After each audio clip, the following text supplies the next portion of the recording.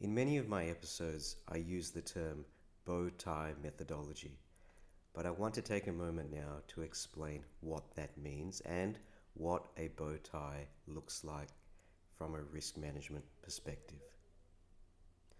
On the screen in front of you is a bow tie that I developed specifically for mental health.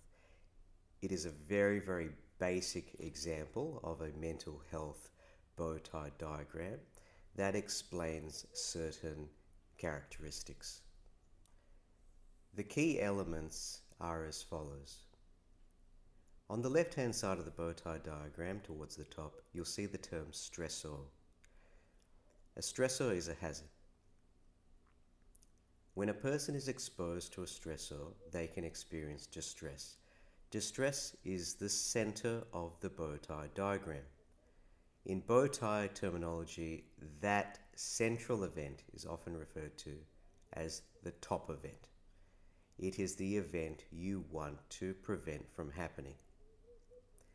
If a person gets distressed, they can then experience strain. Strain is the hurt. And examples of that strain that I provided here are anxiety, sleeping disorders, relationship issues, etc. For stresses, I've provided a number of examples, such as an unmanageable workload or resource constraints or inadequate job support. There could also be troubles at home, which are stresses in their own right, that can affect a person's health and safety at work. If a person is exposed to one or more of these stresses, they can experience distress. Now, between the terms stressor and distress, you will see a section called preventative controls. Now, preventative controls are like barriers that actually can lessen the distress, or they can reduce the likelihood that a person will experience distress. And these are what we call preventative controls. They sit on the left-hand side of the bow tie diagram, or the left-hand side of the top event, which is distress.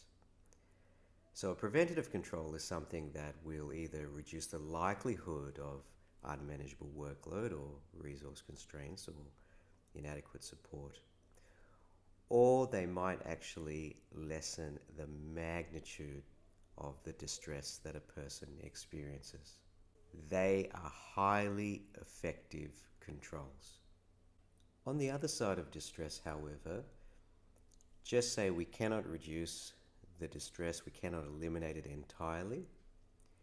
We have mitigative controls. These reduce the likelihood that a person will suffer from strain or injury, or they may reduce the severity of that impact.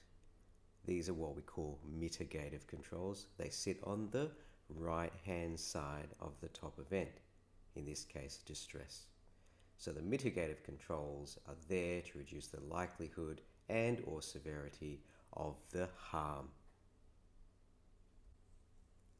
And just to explain things a bit further, you will see that at the top of this diagram I've used the term hazard exposure management to represent preventative controls that sit on the left-hand side of the bow tie diagram versus consequence management, which are the mitigative controls which sit on the right-hand side of the diagram.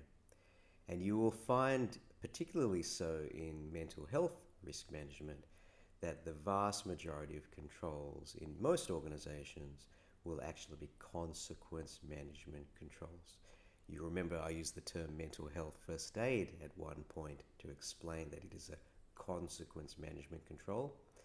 This is why it is not so effective. Unless you're dealing with preventative controls as your primary risk strategy for mental health, then you're always going to be on the back foot and you're always going to struggle. Anyway, I hope that explanation makes sense to you, and I look forward to seeing you in future episodes. Thank you. Goodbye.